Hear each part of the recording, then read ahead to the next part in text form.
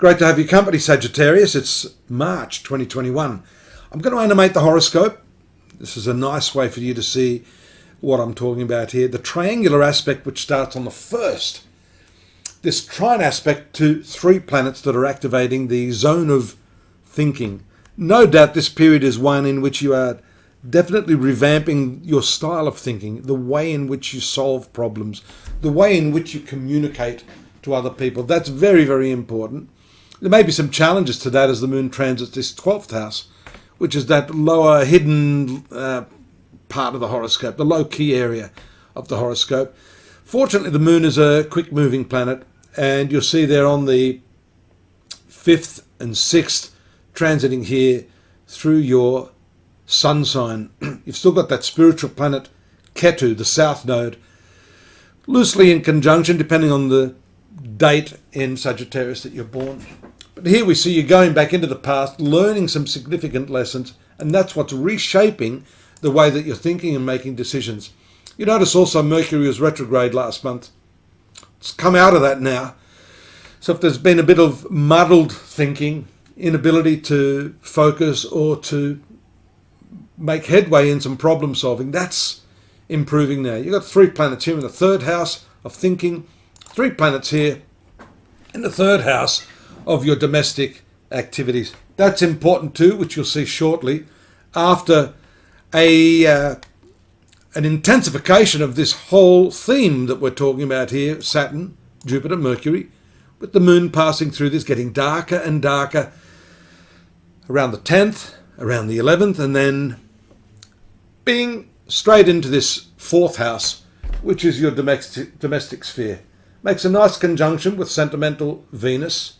Venus is a planet of debts. You'll be spending money on the home at this time, or making an enemy of your mother. That's likely, but that improves, especially after the new moon occurs here on the 14th. Have a look at that.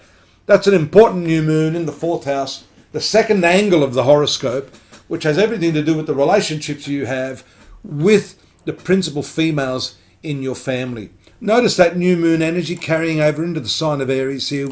This area of your horoscope is the 5th house. That's the creative part of your horoscope, the speculative part. You can take a gamble this month, Sagittarius. Be careful there though.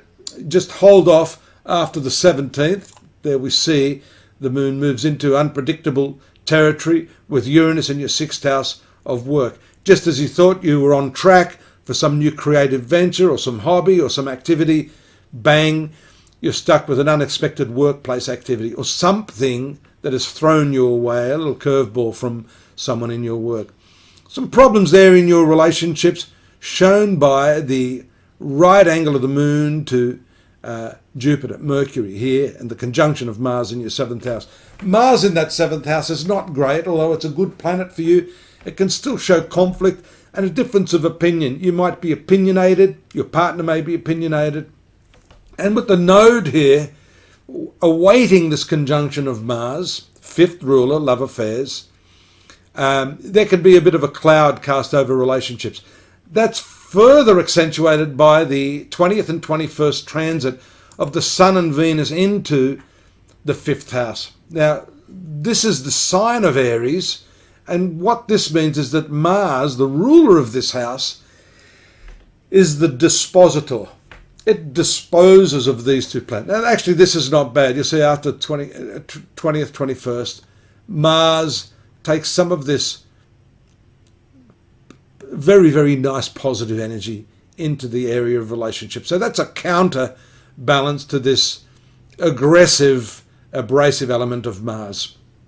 Enough on relationships. Let's look at this moon transiting in your 10th house here, opposition to Mercury. Be clear in your discussions around the 26th, 27th as the moon makes its way then to the opposition of Neptune. Deception is sometimes likely when that's happening, particularly when you've got 2 personal points like Mercury and the moon here having a contact with Neptune. Mercury's moving closer and closer into that conjunction with Neptune, and the likely area of this confusion, deception, or misunderstanding, let's not say you're going to be necessarily deceived, is the area of the house, the home, the domestics, relatives.